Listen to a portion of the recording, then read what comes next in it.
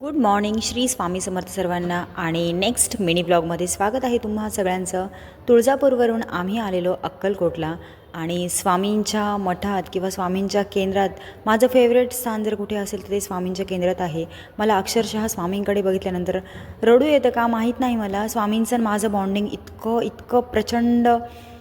स्वामी बळ पाठीशी नित्य आहे रे म्हणा असं आहे. आणि स्वामी नेहमी माझ्या पाठीशी असतात.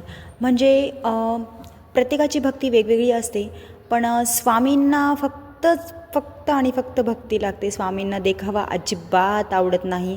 म्हणजे तुम्हाला ते माहीत असेल, सुंदराबाई जी होती तिचं पूर्वजन्मीचं काहीतरी पुण्यकर्म होतं म्हणून स्वामींनी तिचे 100 अपराध पोटात घातले आणि जेव्हा तिचा 100वा अपराध झाला तेव्हा स्वामींनी तिला किती कडक शिक्षा केलेली हे तर आपणा सर्वांना माहीतच असेल.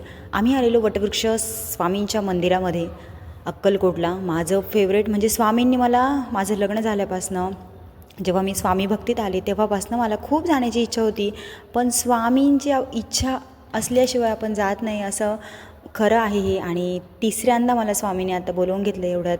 हाच माझ्यासाठी खूप मोठी प्रचिती आहे स्वामींची.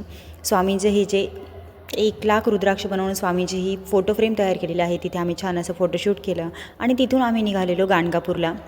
ते गाणगापूरला मी मागल्या वेळेस तुम्हाला दाखवलं असेल की मी आणि आम्ही दोघंच जण गेलो होतो बसने. तर तिथे आम्ही गुरुचरितेचं पारायण पण केलं. इथे आम्ही संगमावरती दिवा लावलेला आणि संगमावरचा महिमा इतका प्रचंड आहे. म्हणजे ज्याच्या स्थळाचं महत्त्व तिथे गेल्यानंतरच कळतं.